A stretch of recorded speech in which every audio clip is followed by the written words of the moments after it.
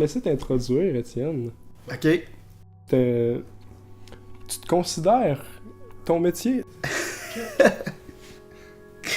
Une bonne question. Tu considères quoi? Ton métier, exemple, réalisateur, monteur. Exact, c'est ce que je dis maintenant. Parfait.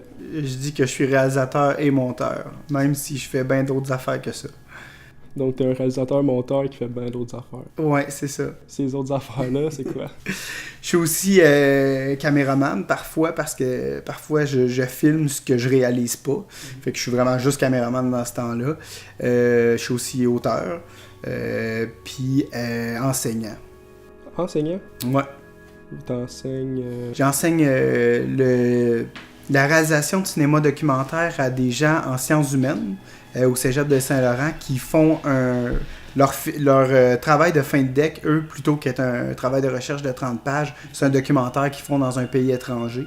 Fait que c'est moi qui m'occupe de tout le volet cinéma, parce qu'ils n'ont pas de cours de cinéma à part que mes formations durant toute leur dernière année. Et puis j'enseigne la réalisation vidéo à l'École nationale de l'humour. Donc là, c'est les humoristes qui se font souvent connaître sur la scène, mais très souvent connaître aussi en faisant des vidéos d'eux-mêmes sur YouTube, par exemple, ou sur d'autres réseaux sociaux. C'est gros, ça, c'est en site, là. Sur Facebook, sur YouTube, il y a plein d'humoristes qui font juste des vidéos. Ouais, puis il y en a qui se font connaître vraiment grâce à ça, puis ensuite, ils vont faire un one-man show. Donc, l'École nationale de l'humour fait déjà depuis plusieurs années. Moi, ça fait juste 2 ans que j'enseigne là, mais le cours que je donne existe déjà depuis une bonne dizaine d'années, je pense. Et puis, donc, c'est ça, ça a comme but de donner les outils nécessaires à ces étudiants-là pour faire eux-mêmes des vidéos d'eux. Pendant ce temps-là, vu que, comme que je vois, tu prends beaucoup de temps à enseigner, as-tu le temps de faire d'autres choses durant tes temps libres ou des trucs, mettons, tu disais que tu étais auteur tantôt, Ouais. que tu as le temps, même si tu enseignes, de pouvoir faire ces trucs-là en même temps? Ouais, dans le fond, c'est aussitôt que j'ai du temps pour moi, je me mets à l'écriture. Que ce soit en fiction ou en documentaire. L'année passée, j'étais plus sur le développement d'une série documentaire pour ma TV.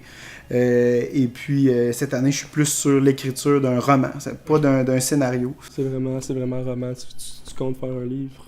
Ouais, c'est ça. Je vais m'essayer. Ça parle de quoi, le livre?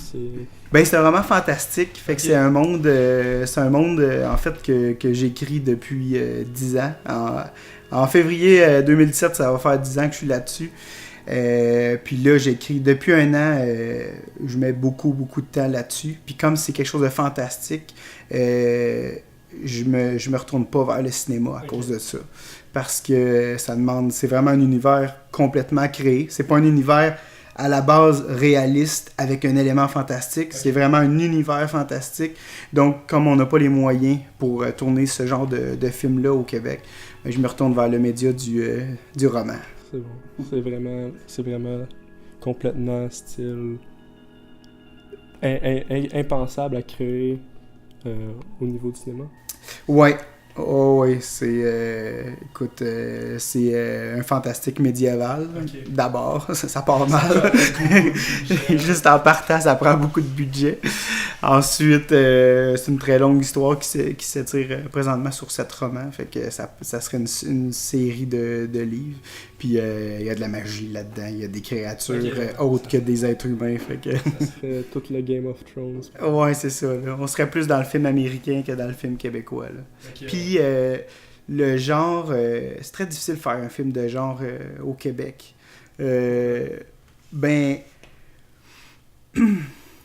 C'est sûr que les créateurs, les cinéastes québécois ont pas cette habitude-là.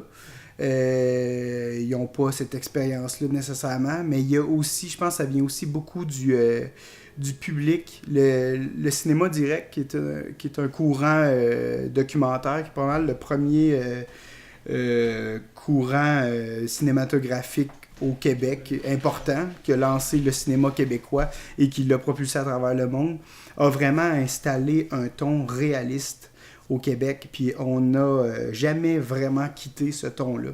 Ça correspond aussi à nos budgets, tant mieux, parce que ça demande moins de budget de rester dans le réalisme.